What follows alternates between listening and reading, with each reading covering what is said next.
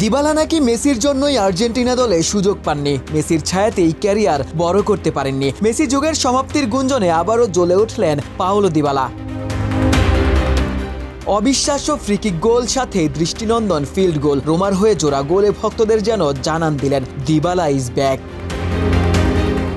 ইনজুরির কারণে দিবালা 2 বছরের বেশি সময় ধরে জাতীয় দলের বাইরে। সবশেষ ম্যাচ খেলেছিলেন 24 সেপ্টেম্বরে। মাঝে কোপা আমেরিকা ও স্বপ্নের বিশ্বকাপ মিস করেছেন। অনেকেই আর্জেন্টিনা দলে পাওলো দিবালার শেষটাই দেখে ফেলেছিলেন।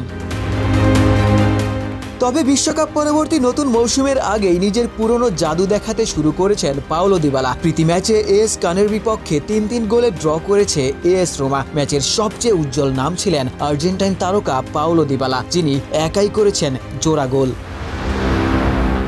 34তম মিনিটে ফ্রিকিক থেকে অবিশ্বাস্য গোল। দীর্ঘদিন পর মাঠে ফিরেও দিবালা যেন দেখিয়ে দিলেন কেন তিনি বিশ্বের অন্যতম সেরা সেট পিস টেকার। দুর্দান্ত বাঁকানো শটে সরাসরি বল জড়ান জালের টপ কর্নারে। গোলরক্ষকের যেখানে কিছুই করার ছিল না।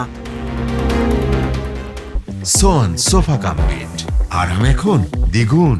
সোয়ান গ্রুপের একটি পণ্য। বিরতির পরও থামেনি লা জোয়া। 55 মিনিটে থ্রু বল ধরে দ্রুত কাউন্টার অ্যাটাকে বক্সে ঢুকে পড়েন পাওলো দিবালা। ঠান্ডা মাথায় নিখুঁত ফিনিশিংয়ে নিজের দ্বিতীয় গোল করেন আর্জেন্টাইন বিশ্বকাপ জয়ী ফরোয়ার্ড।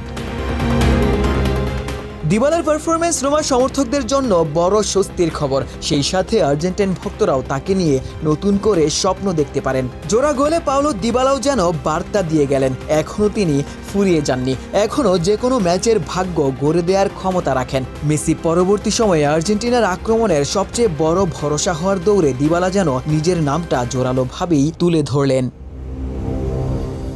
আশিক সারোয়ার, নিউজ 24।